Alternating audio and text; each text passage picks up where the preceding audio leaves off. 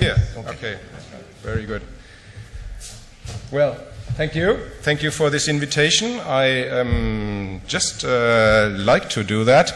As you easily can see, I'm not one of the young researchers Rinio Brutto Messo announced for today and for this morning, but I like to just be here and to talk about my works and the works of our institute, because I think it would be a good idea and very helpful that the organization of Räte, which is, I think, mainly active in the Mediterranean area, would have a little bit more communication and cooperation with researchers and activists and people who are dealing with port business and so on, port development in Northern Europe. And so I hope that this kind of discussion may help to have a little bit more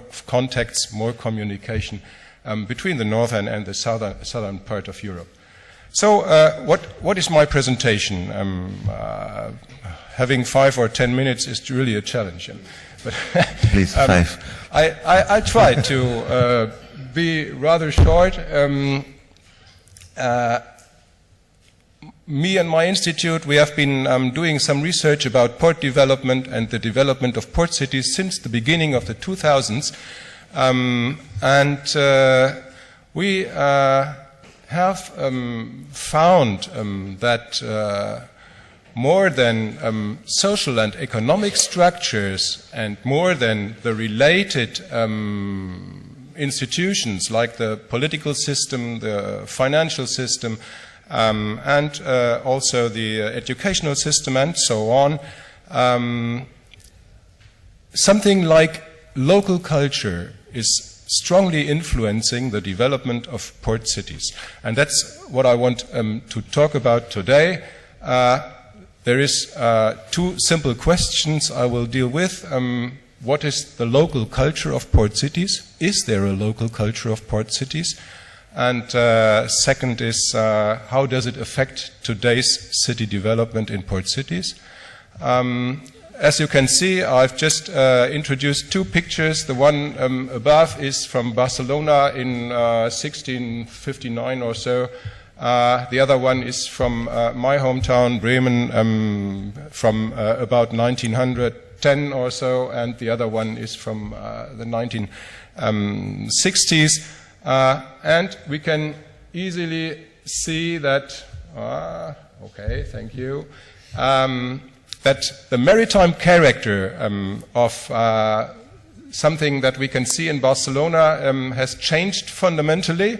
What we have seen in the port picture there is now preserved in the Maritime Museum, Museo Marítimo in Barcelona.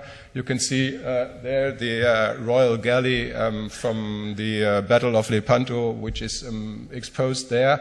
And you can see also the modern vision of the ports of Bremen that we have seen in this picture here.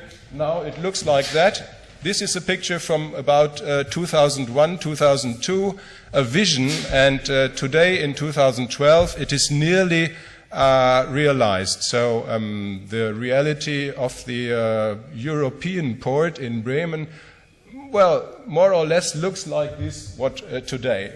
Sorry, you can have you with the drums. You can have this. Okay, no, it's not necessary. Okay, yeah.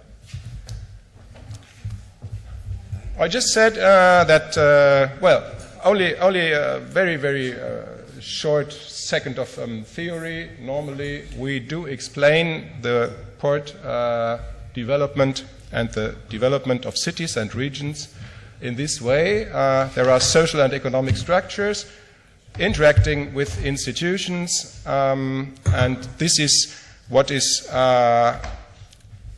determining the development path of regions or cities. And as I said before, local culture, I think, is one of the most important a third element which needs to be regarded if we want to understand how regions or cities are developing, and especially in the last 2 or 3 decades. So the first question is, what is local culture? I can do that very shortly. We understand that local culture is what you can read here, the ensemble of artifacts, but also of common language, meanings, and so on.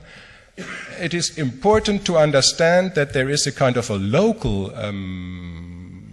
culture, that there are local rules and regulations, that there are local orientations and attitudes, and so on, and that these are collectively accepted. Of course, there are differences with classes, social milieus, and so on, but it is important to understand that there is kind of a roof which is accepted in the regions or in the cities. What does that local culture do? It has the effect that there is for all those who belong into this city, who are residents and part of this culture, there is a sense of affiliation, there is kind of shared orientations and conventions that facilitate the cooperation, and there is a kind of a collective framework of orientations which is strongly affecting individual decisions and individual acting. This is very, very short. I know that we could discuss about that hours and hours, but I think you must be short today.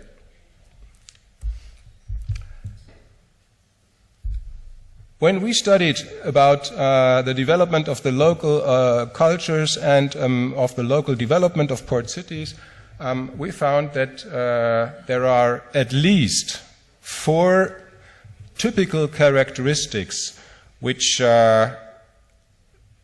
divide port cities from other cities. And these are the 4 characteristics you can see here at the table. Of course, port cities are a very specialized system of different functions, and there are lots of expressions for that in every port city. Secondly, port cities are a kind of a risk-sharing community. I will talk about that a little bit later. Of course, also port cities are hubs of flows of capital, of people, of ideas, of cultures, and so on. And last point, most of the port cities are at the same time center and periphery. Periphery in the national framework, at the edges of the national territory, but they are also center of flows, as I said before. So only some examples for these 4 different points. Specialized system of functions means also that there is a kind of a certain spatial structure which is important since centuries for the port cities. We can see here in this picture the old port of Haithabu, which looked like this, or should look like this, about in the 10th or 11th century. And if we look at this picture, we can see that in the next picture, which is a sketch of Renzo Piano for the Porto Antico in Genoa, we can see more or less the same spatial structure, the different places of functions and so on. And what we can see is that during the last 20, 30, 40 years, And during the development of waterfront renovation and regeneration, we can see that port cities all over Europe are coming back to this kind of a spatial structure. For example, this looks very similar, is the old medieval port area in my hometown in Bremen. And this is also using again all the maritime artifacts, all the maritime symbols, all the maritime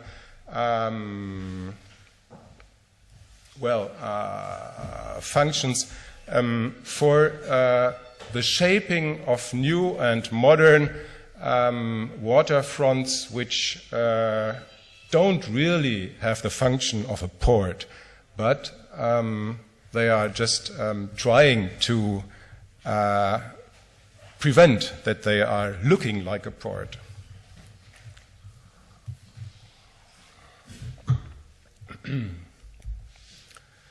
Second point is risk-sharing communities. Port cities always were very tricky and intelligent to find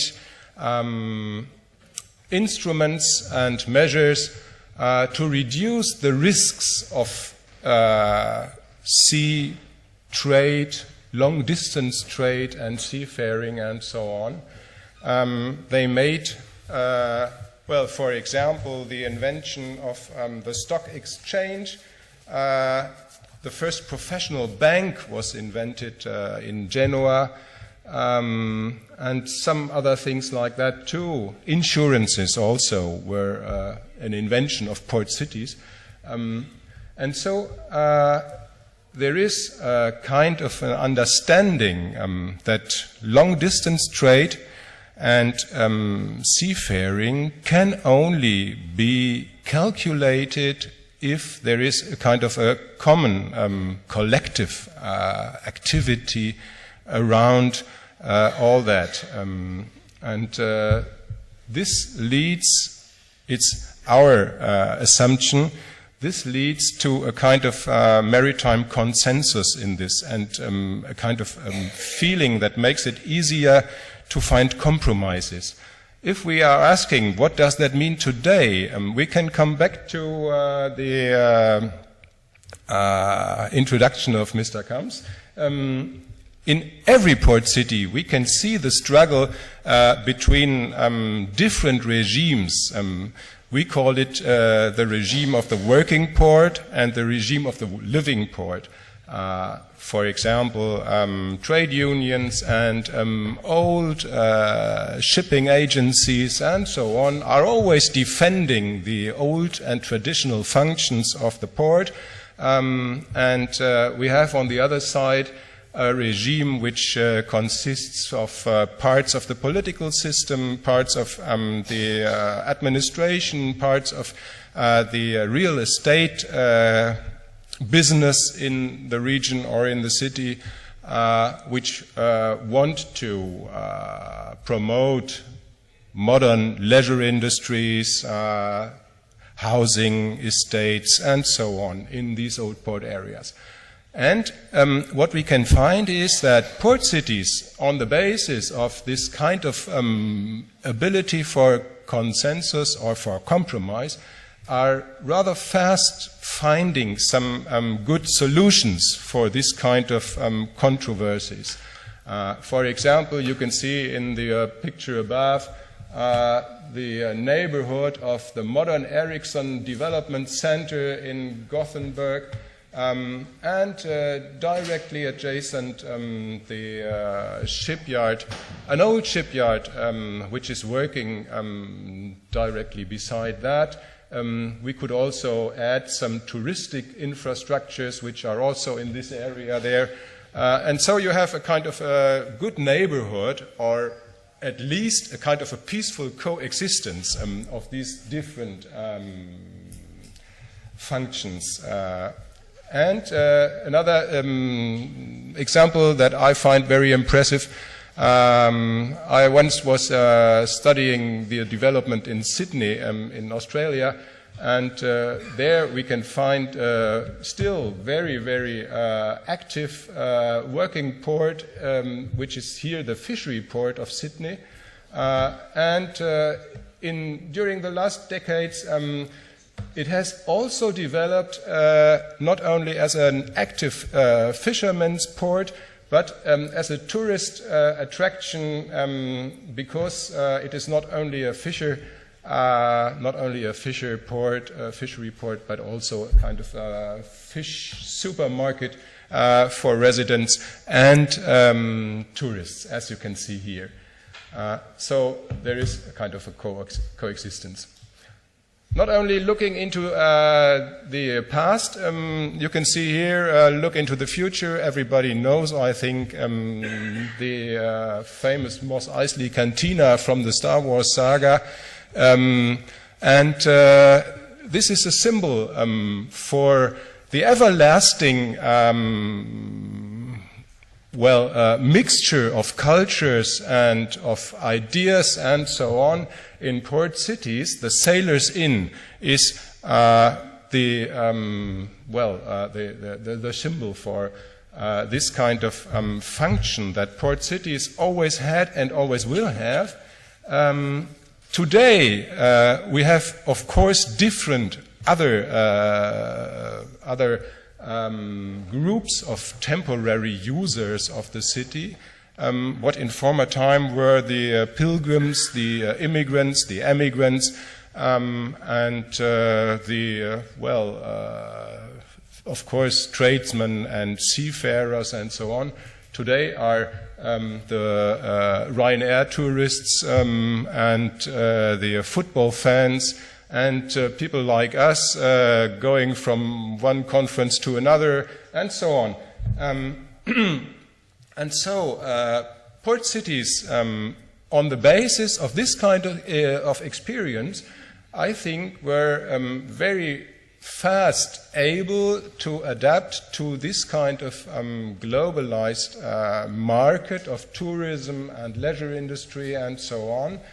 And one of the examples for that, you can see here, nobody would expect in the middle part of Norway a museum of pop music, but this is the Rockheim in Trondheim, an old granary in the port of Trondheim, which is really a successful museum of pop music today. Sorry, 3 minutes. Okay, yeah, 3 minutes is enough, I think, I hope.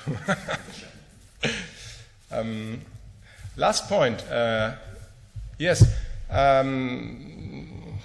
the port cities, as I said before, always are center and periphery.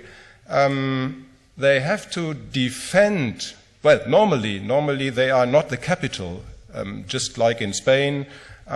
Madrid is the inland capital, but there are some second cities around the coast. The same we can see in Germany, in France, in Poland, in other big territorial countries. And so the port city during the whole history had to defend its position against the national government, the regulations of the national government, and also against the capital. And so holding the position leads to a kind of strong sense of self-reliance and autonomy.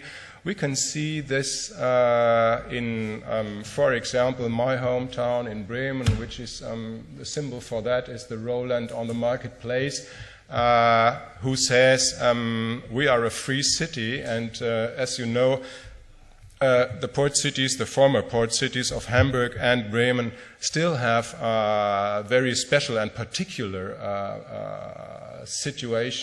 position in the German political system, because they have more autonomy than all other cities in Germany.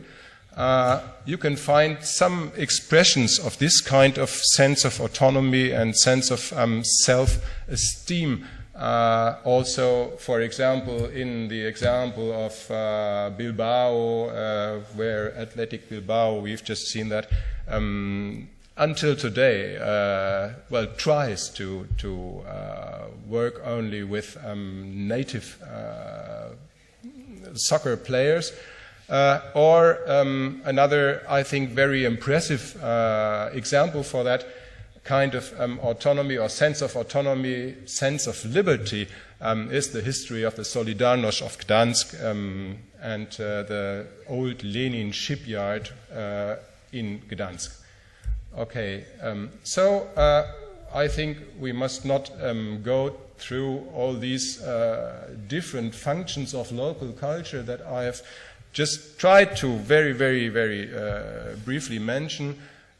Just let me say one last sentence. There is, I think, really good evidence for a kind of a local culture in port cities. And secondly, and this I think is important today when we are talking about crisis of Europe, there is also a great evidence for a kind of a common culture of port cities in Europe.